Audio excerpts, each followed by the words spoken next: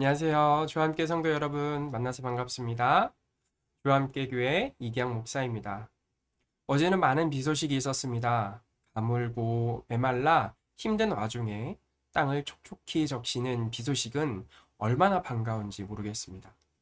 오늘 매일 주와 함께를 통해 우리 성도님들의 마음 가운데도 하나님의 말씀의 단비가 내려 기쁨과 행복이 넘쳐나길 소망합니다. 오늘도 주님과 함께, 말씀과 함께, 매일 주와 함께 시작하도록 하겠습니다. 오늘 우리가 읽을 말씀은요, 잠언 17장 1절 그리고 22절 말씀입니다. 잠언 17장 1절, 22절 말씀. 먼저 1절 읽어드리도록 하겠습니다. 마른 떡 한 조각만 있고도 화목한 것이 제육이 집에 가득하고도 다투는 것보다 나으니라. 22절입니다. 마음의 즐거움은 양약이라도 심령의 근심은 뼈를 마르게 하느니라. 아멘.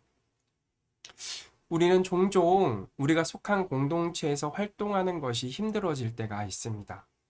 회사, 친교 모임, 심지어 교회 다락방 모임이나 부서 활동을 할 때도 마음이 어려워질 때가 있죠.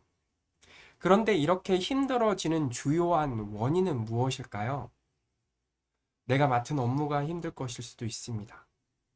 봉사를 어떻게 해야 하는지 정확한 매뉴얼이 없어서 힘들 수도 있습니다.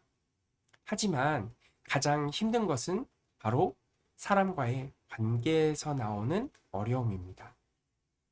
관계가 깨어지고 서로의 마음이 뒤틀리는 순간 우리는 우리가 속한 공동체에 나가기 힘들어합니다. 그리고 그 공동체를 향한 사랑이 점점 식어지죠. 그리고 더 이상 이 관계를 회복하지 못할 것이라고 판단될 경우에는 그 단체를 그리고 그 소속된 공동체를 나오려고 합니다. 하지만 오늘 말씀을 통해서 그리스도인들이 어떻게 관계를 회복하고 마음을 풀어낼 수 있을지 말씀을 나누기를 원하는데요. 그런 의미에서 오늘 본문의 말씀을 한 번 더 읽어보기를 원합니다. 잠언 17장 1절 그리고 22절입니다. 이번에는 함께 읽도록 하겠습니다. 마른 떡 한 조각만 있고도 화목한 것이 제육이 집에 가득하고도 다투는 것보다 나으니라. 22절입니다. 마음의 즐거움은 양약이라도 심령의 근심은 뼈를 마르게 하느니라. 아멘. 저도 어릴 적 치기가 많을 때 공동체 안에서 다툼을 많이 벌였습니다.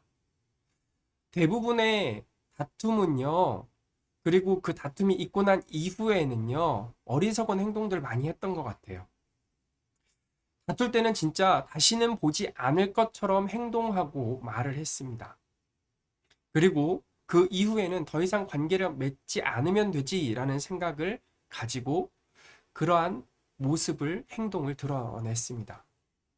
그러다 보니 제 주변에는요, 저를 어려워하는 사람들이 점차 많아지고 시작했고요. 또 제 주변에는 사람들이 점차 적어졌습니다. 저도 마음이 아팠지만 어떻게 하면 좋을지 몰라 고민했던 시기가 있었습니다. 그런데 그때 존경하는 목사님께서 저를 조용히 불러 이렇게 말씀하셨습니다.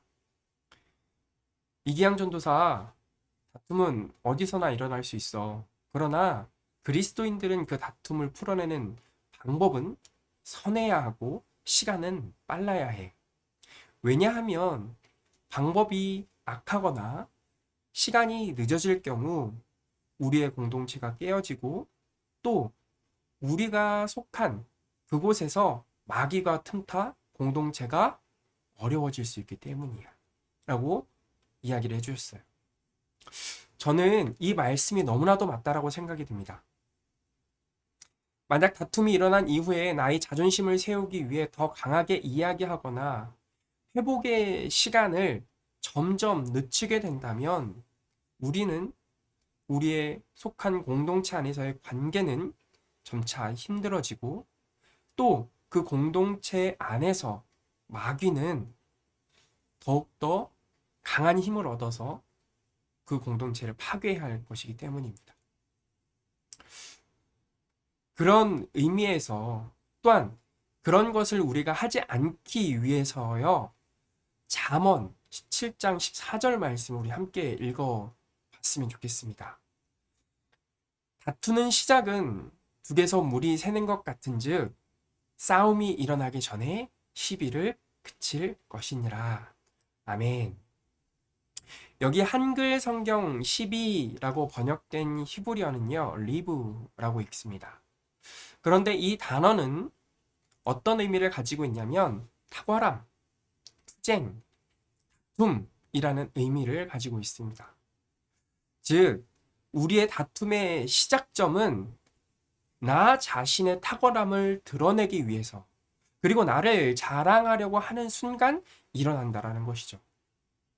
내가 남들보다 우위에 서려는 투쟁, 그 투쟁이 있는 곳에는 언제나 그리고 항상 다툼이 있다라는 사실을 기억하셨으면 좋겠습니다. 물론 저도 남들 앞에서 더 도드라져 보이고 더 멋있어 보이기를 원합니다. 하지만 그것이 만약 공동체를 해칠 수 있거나 그리고 공동체를 해치게 된다라는 판단이 든다면 우리는 과감히 그 자리에서 물러나야 할 것입니다. 물론 저는 우리 성도님들께 착한 사람 컴플렉스를 가져서 착한 사람으로서의 이미지를 유지하라라고 말씀드리는 것은 아닙니다.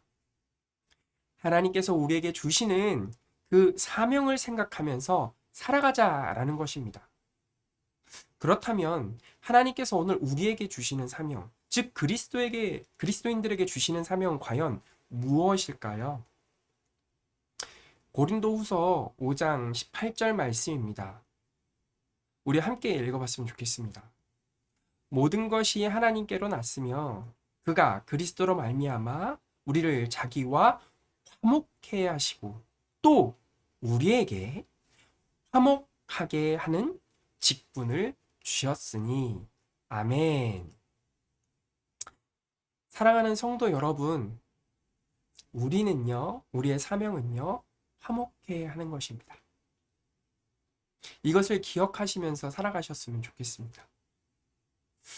내가 많은 것을 이루고 부족함이 없고 그 부유함이 나의 자녀에게 그리고 그 자녀와 자녀에게까지 물려줄 수 있다고 할지라도 화목함이 없다면 근심으로 뼈가 마르는 지옥 가운데 있을 수밖에 없습니다.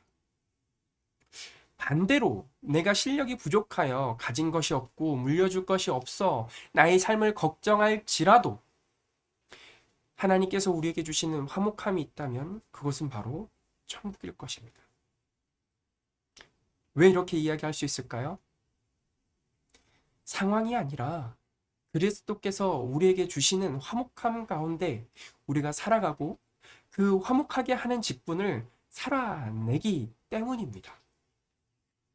사랑하는 성도 여러분, 오늘 하루 예수 그리스도께서 주시는 화목함으로 또 화목하게 하는 그 직분을 살아내시길 간절히 소망합니다. 그래서 우리 주변에 있는 모든 공동체가 나로 말미암아 우리들로 말미암아 행복하게 될 수 있길 간절히 소망합니다. 그럼 함께 기도하도록 하겠습니다.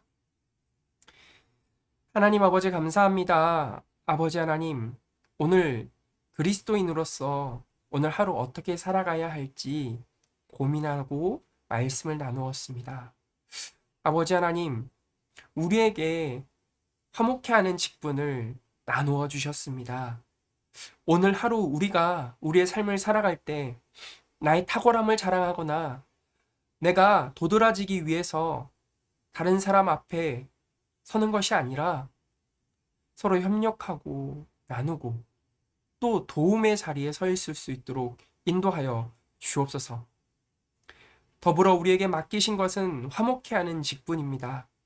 그 화목해 하는 직분을 우리가 잘 감당할 수 있도록 주님 역사하여 주옵소서. 그리하실 예수님의 이름으로 기도합니다. 아멘.